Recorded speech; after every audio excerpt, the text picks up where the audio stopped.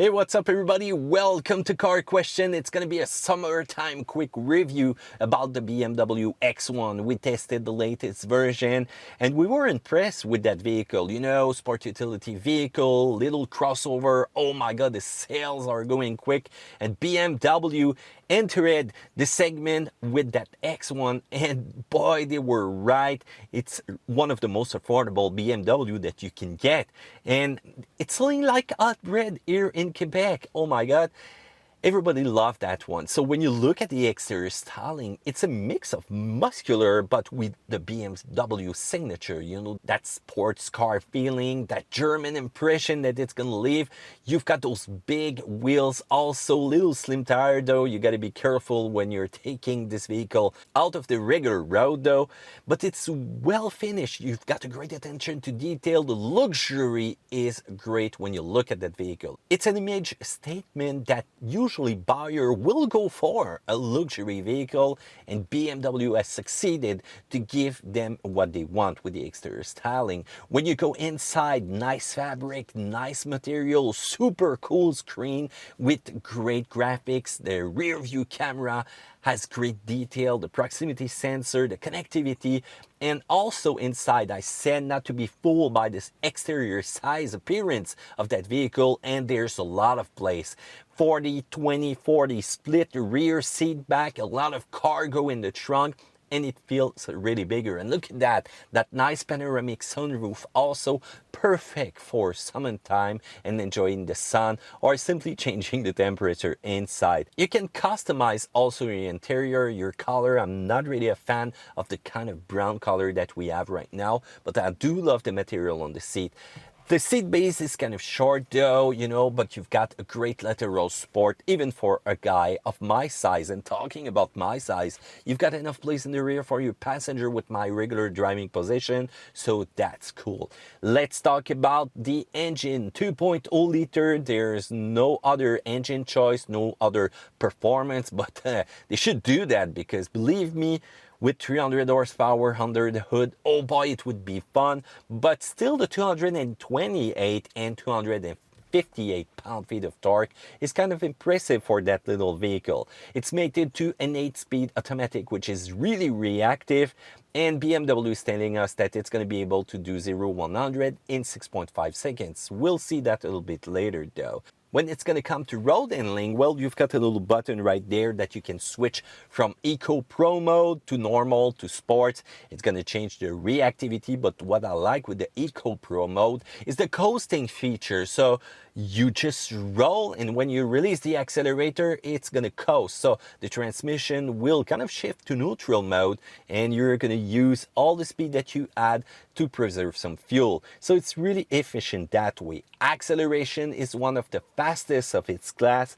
Brake are really sensible, but be careful if you switch regularly from a vehicle to this one. You will step on the brake, and the first thing that you're going to do to you and your passenger is going to be, ooh, just like that. So really strong, really effective. We tested those, no fading at all. Really impressive once again. The suspension though is less impressive. You've got that noise coming out of it. You've got also the combination of the wheels, the little tires that you have. You don't have a lot of sidewall. They're perfect for road hugging, but really to give you that sensation of peace inside, no, not really impressive. At highway speed, you can hear them a lot, and you can also raise the volume of the radio. Thank God this is a good one, but still it needs to be improved. And that's even worse because when it's going to come the time of spring, you know, the big the big potholes, in French we call that nid de poule. Nid de poule, or if it's bigger, nid d'autruche. That's a trend that I've started, so you got to be careful. So it's a chicken nest or an ostrich nest.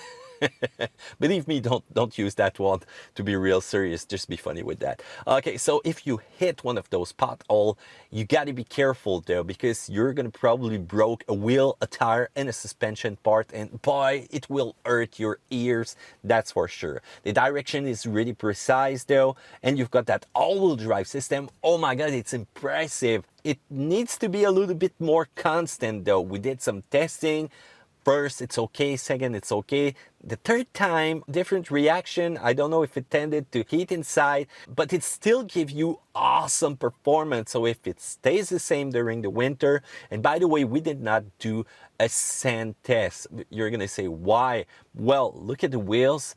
Look at the sidewall of the tire and look at the general spec of that vehicle. I knew usually I test them, but now it was really too risky to make some scratch on the wheels. So I need to be careful sometime with the press car that I have. So awesome all-wheel drive system on the road, off-road, diagonal testing. You're going to be impressed to see how well it performs. General comfort is not that bad, but the seat needs to be a little bit longer. Even if you got some adjustment right here, the legs needs to be more supported. I really tried a long time to get the perfect driving position, but don't worry, as soon as I found it, I used the preset memory right there on the side. So you've got a great visibility, great security feature also that you can have with that vehicle. If that's important for you, you're going to be pleased. Let's talk about fuel consumption. Well, in town, 10.5 liter per 100. When you're going to go on the highway, 7.4 liter per 100, combined 9.1. And remember, you have to use premium fuel in that vehicle. Let's talk about the plus and minus points. Well, the brake sensibility is really impressive. They're not going to fade under hard pressure, but you need to adjust yourself with this. It's not really quiet when you're going to do a long trip. You're going to try to combine with some radio, with the volume, and you might try to change the tires. That might be a great solution to get more quietness inside the cabin. Otherwise, the standard sport suspension might be a little bit too hard for you, so be sure to test the vehicle before you go buying it. On the plus side, you've got a strong turbo engine, really responsive, great transmission. The handling is really sharp and it's really fun to drive. You've got plenty of passenger and cargo space for you and for your stuff that you're going to put in, and you've got a high quality of materials everywhere inside and a great finishing also that I like for an accessible vehicle. Right there, the base entry model of BMW is kind of impressive. Also, big thumbs up to the all-wheel drive system. I was impressed, and I'm always real impressed when I test sporty vehicle like BMW, how well they perform on our test. If you want to go check the competition, well, there's going to be the Cadillac XT4. We're going to try this one soon, I swear to you guys. It's well crafted. Cadillac did a lot of work on their vehicle, and they're more and more impressive every day. You've got the Jaguar E-Pace, and this is probably the best looking one of the bunch, but they need to work on their reliability. They need to work on the complete finishing of that vehicle. You've got also the Land Rover, Range Rover, Evoque, off-road king, but a lot of money that you will need to spend, and more than everyone in the segment with the base version. You've got the Mercedes-Benz GLA-class, which is a little bit smaller though, but there's a strong competition in that segment, and I didn't include a Lexus or Acura because when you look at the size of the X1, it's really interesting what you can get inside, even if it's looking small. So I think in that segment, the BMW is one of my favorite, and you can still personalize that vehicle out there. So what do you think about that, guys? Feel free to comment in the section down there below. Also, brand new in the description, we've added a file where you're going to be able to see Matt's grade and a grade on 1 to 10 on the performance of the all-wheel drive system. So if you think we should add something to that file, feel free to comment. Same thing if there's something that we need to remove. Once again, I need your input, guys. That's what I like. Subscribe to Car Question and be careful because the next video is going to be another interesting one. Take care.